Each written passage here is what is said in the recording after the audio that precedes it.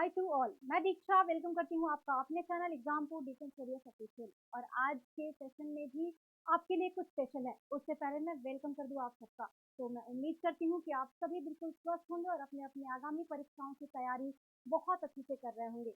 तो बच्चे, डेली मैं आपके लिए लेकर आती हूँ शॉर्ट ट्रिक्स, कोई इंफॉर्मेटिव वीडियो या कोई एक छोटा सा ट्रिक या बड़े ट्रिक को उठा के छोटा करके इस तरीके से लेकर आती हूँ ताकि आपकी परीक्षा में कुछ 1 से 2% की सहभागिता मेरी भी रहे कि भाई हाँ, ये चीज़ें आसान हो गई और आपने उसे सक्सेसफुली अच्छे से लर्न कर लिया।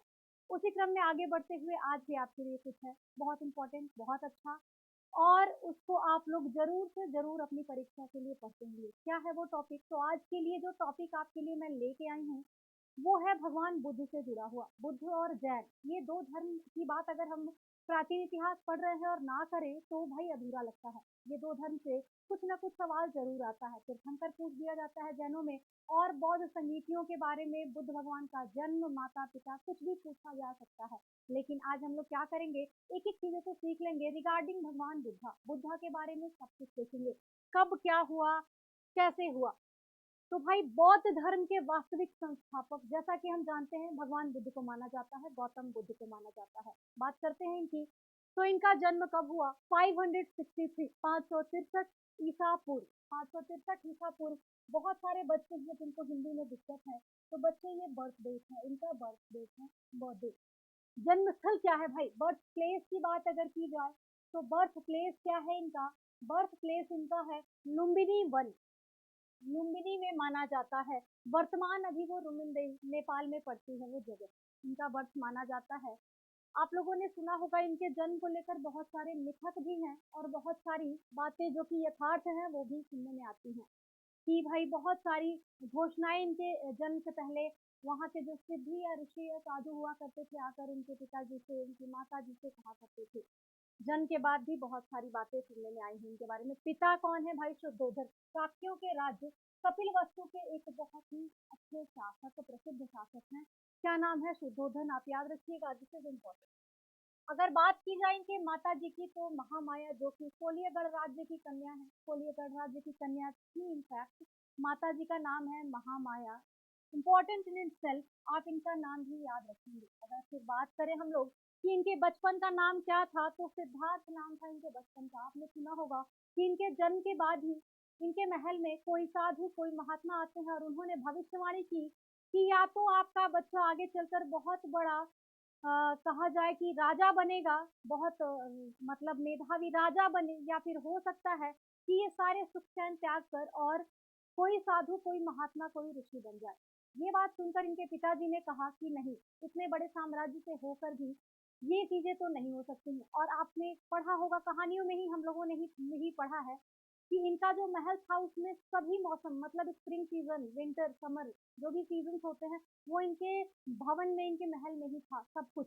इसलिए ऐसा क्रिएट किया गया था या इनके पिताजी ने बनवाया था ताकि भगवान बुद्ध इन सारी ही चीजों में, माया में, मोह में पड़े रहे और बाहरी एक होता है ना, मोह भंग ना हो, वो घर त्याग ना करे, बाहर न जाए, और कहीं से कहीं तक इनकी साधु महात्मा बनने वाली जो भविष्यवाणी है वो सच ना हो। लेकिन कहा जाता है कि विधि को कुछ और ही मंजूर था।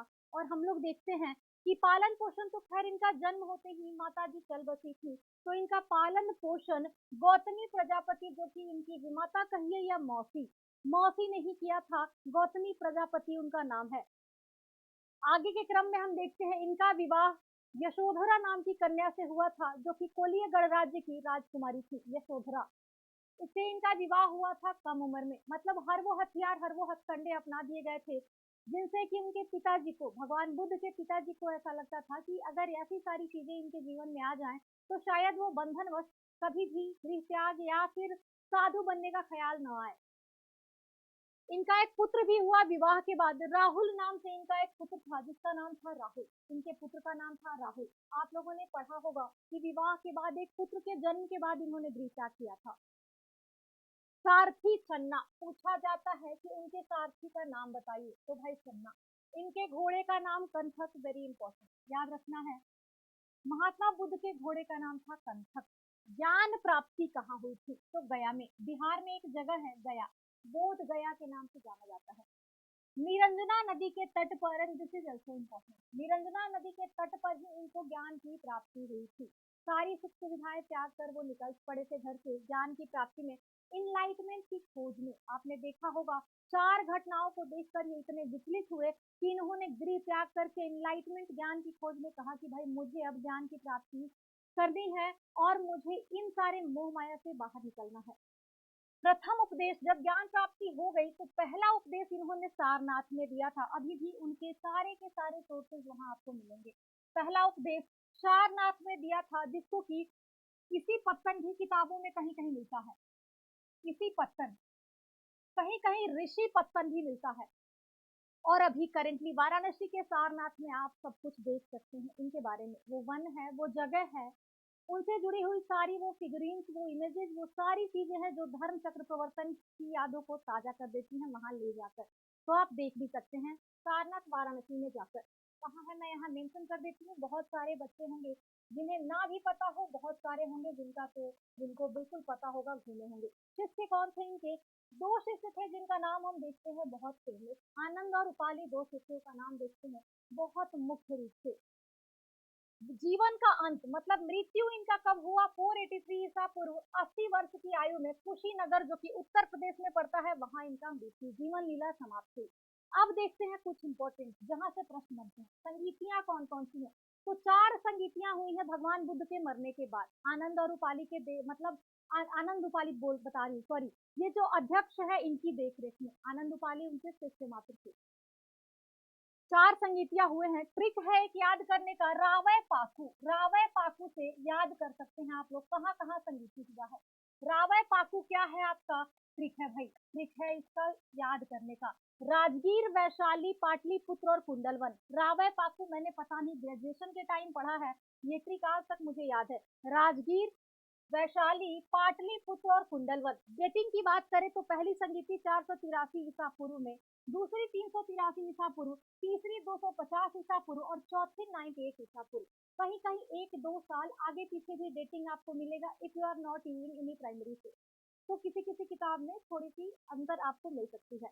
अध्यक्ष की बात करें तो पहली संगीति के अध्यक्ष महाकश्यप थे और दूसरी संगीति साब कबीर की अध्यक्षता में हुआ था। तीसरी संगीति मुगालीपुत्र शिष्य की अध्यक्षता में और चौथी वसुमित्र की अध्यक्षता में। कुंडलवन बच्चे काश्मीर में है, ध्यान दीजिएगा, कुंडलवन आपका काश्मीर में है। अगर शासन की बात करें तो यहाँ भी एक ट्रिक है, शासन की बात की जाए तो एक ट्रिक है, अका अक करके याद कर लो। अका अक से क्या हो जाएगा देख लो, अका अक से हो जाएगा अजात शत्रु, का से कालाशोक, अ से अशोक और क से कनिष्ठ। तो इनको याद करने का ट्रिक है अका अक और इनको याद करने का ट्रिक है रावय पाकू।